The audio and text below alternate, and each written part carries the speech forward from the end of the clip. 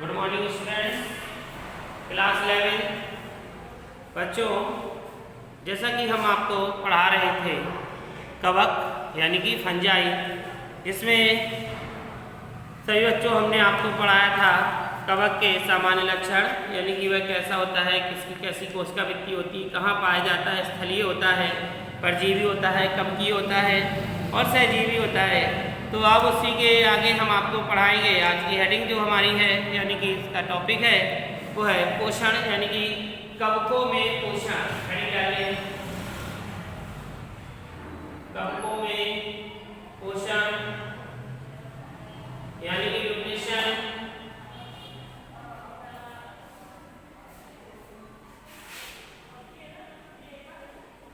Nutrition in fungi, कवकों में पोषण, न्यूट्रिशन इन फंजाई। नोट कर लिया? लिखेंगे पर्णहरिम के अनुपस्थित होने के कारण, पर्णहरिम के अनुपस्थित, पर्णहरिम किसमें पाया जाता है? पादपों में, तो कवक में नहीं पाया जाता, तो वही लिखाया गया है कि पर्णहरिम के अनुपस्थित होने के कारण कवक अपना भोजन, पर्णहरिम के अनुपस्थित होने के कारण कवक अपना भोजन स्वयं बनाने में असमर्थ होते हैं, स्वयं बनाने में असमर्थ होते हैं। ये पौधों और जंतुओं के अकार्बनिक एवं कार्बनिक, ये पौधों एवं जंतुओं के अकार्बनिक एवं कार्बनिक पदार्थों पर, कार्बनिक पदार्थों पर भोजन के लिए निर्भर होते हैं, भोजन के लिए निर्भर होते हैं। ये परजीवी, सहजीवी आदि के रूप में, ये परजीवी सहजीवी आदि के रूप में पाए जाते हैं। अब इसी के अंतर्गत पहली हेडिंग लिखेंगे मृतोपजीवी। इसी की पहली हेडिंग है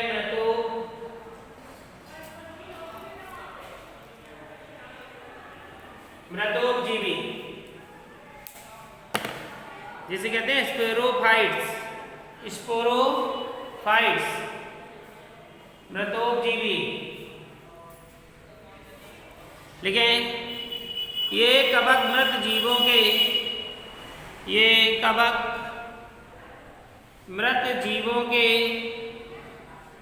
कार्बनिक पदार्थों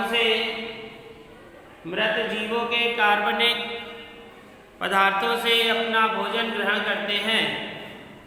ये कवक मृत जीवों के कार्बनिक पदार्थों से अपना भोजन ग्रहण करते हैं। ये जलीय तथा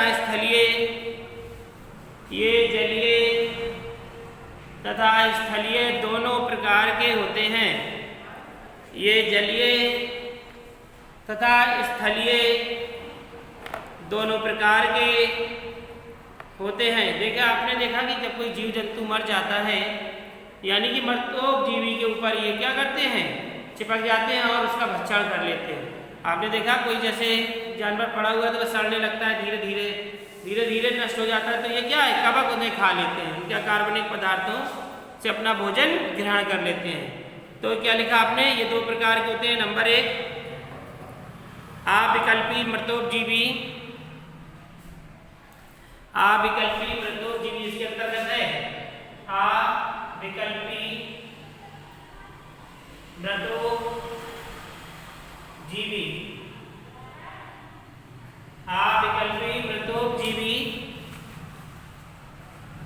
देखो, जो अविकल्पी मृतोपजीवी है ये अपना भोजन मृत कार्बनिक पदार्थों से ही ग्रहण करते हैं, तो इनमें संक्रमण करने की क्षमता नहीं होती है। तो इसी के आगे लिख देंगे म्यूकर एवं एगोरिकस।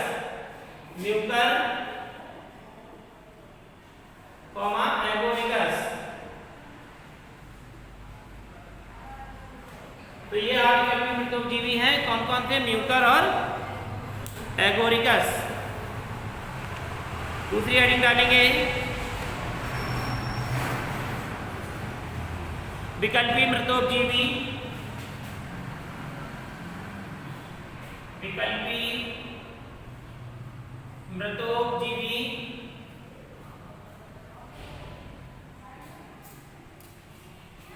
विकल्पी मृतोपजीवी ये क्या करते हैं? ये अपना भोजन कार्बनिक पदार्थों से ग्रहण करते हैं और सजीव प्राणियों को ये संक्रमित कर देते हैं और उनमें जीवन व्यतीत करने लगते हैं। जैसे फ्यूजेरियम,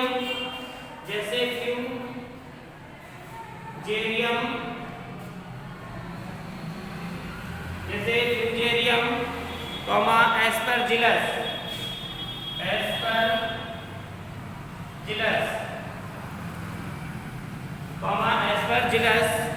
आदि।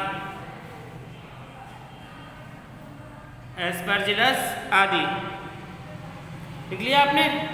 अब हेडिंग डालेंगे, ये तो मृतोपजीवी था, अब लिखेंगे परजीवी। दूसरी हेडिंग परजीवी।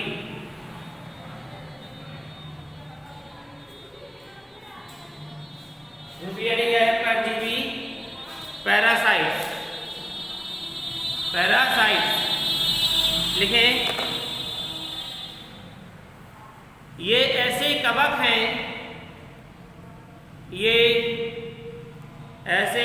हैं, जो सजीवों की कोशिकाओं से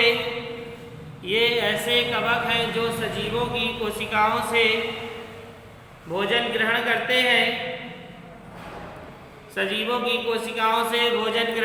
हैं, तथा ये अंतः कोशिका या कोशिकाओं के बीच में कोशिकाओं के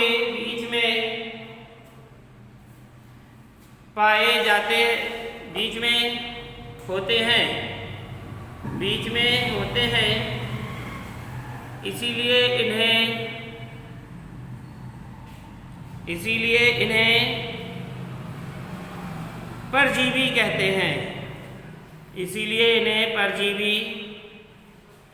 कहते हैं। ये दो प्रकार के होते हैं।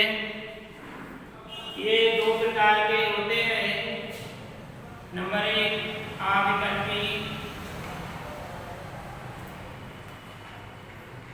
अविकल्पी परजीवी और बी है विकल्पीय परजीवी।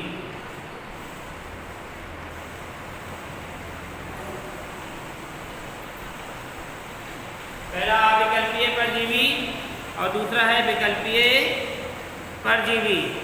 तो अविकल्पी परजीवी के अंतर्गत कौन कौन से आते हैं ये लिख लीजिए। एल्ब्यूगो पिक्सीनिया,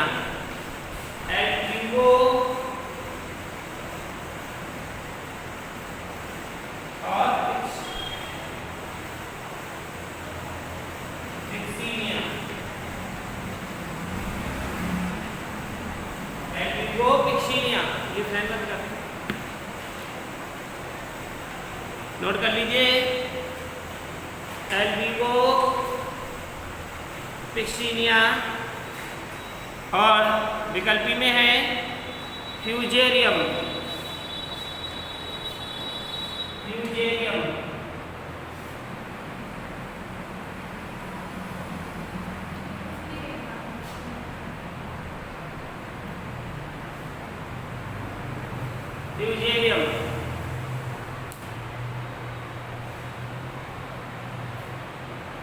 तो ये थे आपके मृतोपजीवी, परजीवी। इसके बाद तीसरी हेडिंग है सहजीवी। तीसरी हेडिंग डालिए सहजीवी।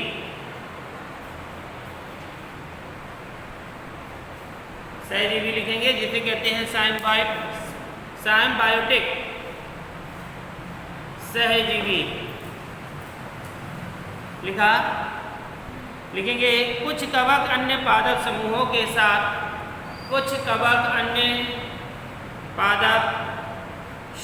के साथ घनिष्ठ संबंध स्थापित करते हैं।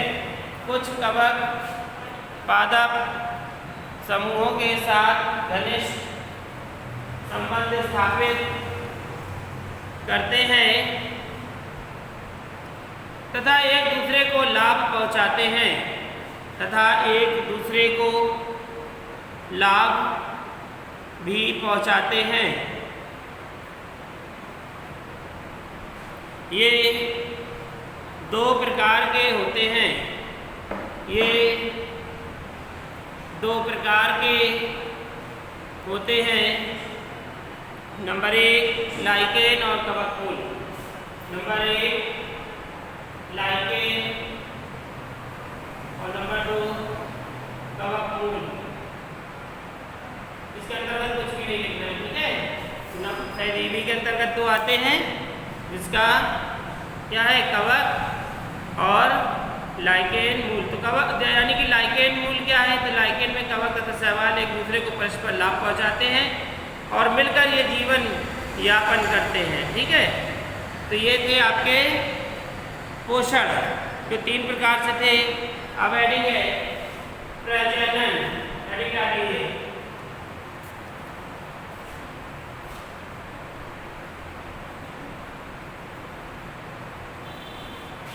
हेडिंग डालेंगे प्रजनन, जिसे कहते हैं रिप्रोडक्शन।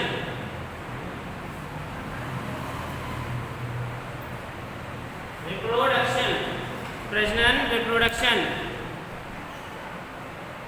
सभी जानते हैं कि चाहे कोई जीव हो, जंतु हो, सब प्रजनन करते हैं, तभी वे अपने जैसी संतान को उत्पन्न कर पाते हैं।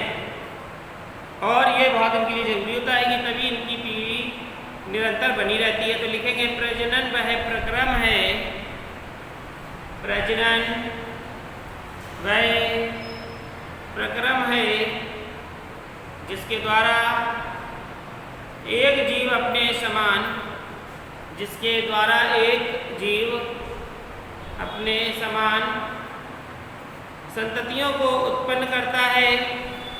एक जीव अपने समान संततियों को उत्पन्न करता है।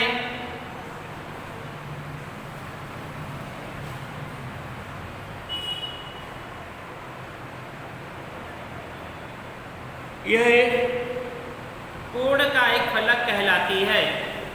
यह पूर्ण कायिक फलक कहलाती है। जबकि कुछ कवकों में यह कायिक एवं जनन भागों में विभेदित होता है। कायिक भागों में विभेदित होता है, जिसे अंशकाय फलिक कहते हैं। जिसे अंशकाय फलिक कहते हैं।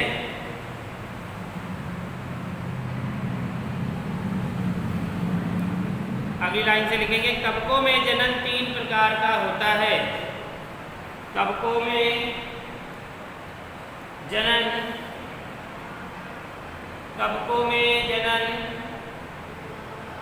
3 प्रकार का होता है। नंबर 1 कायिक जनन।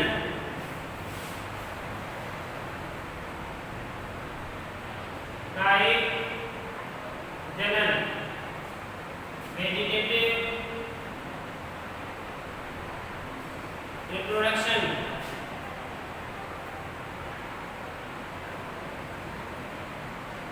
कायिक जनन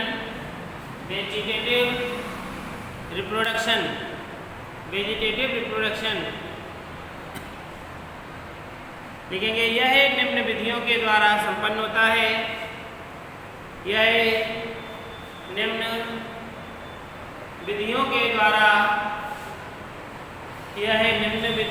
द्वारा संपन्न होता है। नंबर 1 विखंडन।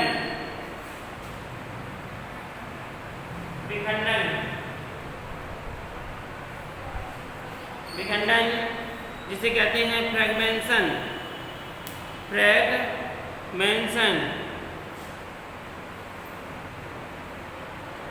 देखिए विखंडन क्या होता है, इसमें कवक जाल दुर्घटनावश या किसी कारण से जब टूट जाता है तो प्रत्येक खंड के जितने टुकड़े होते हैं वे वृद्धि करते हैं और वह एक क्या हो जाते हैं, कवक जाल बन जाते हैं, यानी कि वह एक संतान बन जाती है। जैसे कोई एक चीज है निकाल लिए और ये क्या हो, टूट जाए, भागों में इधर आ जाए, इधर आ जाए, एक इधर आ जाए और एक इधर आ जाए,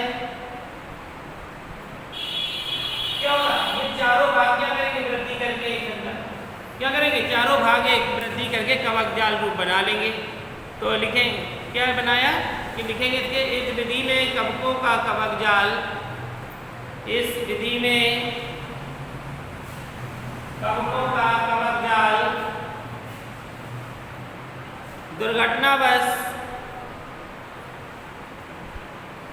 छोटे छोटे खंडों में टूटता है, दुर्घटनावश छोटे छोटे खंडों में टूट जाता है, तो प्रत्येक खंड वृद्धि करके, तो प्रत्येक खंड वृद्धि करके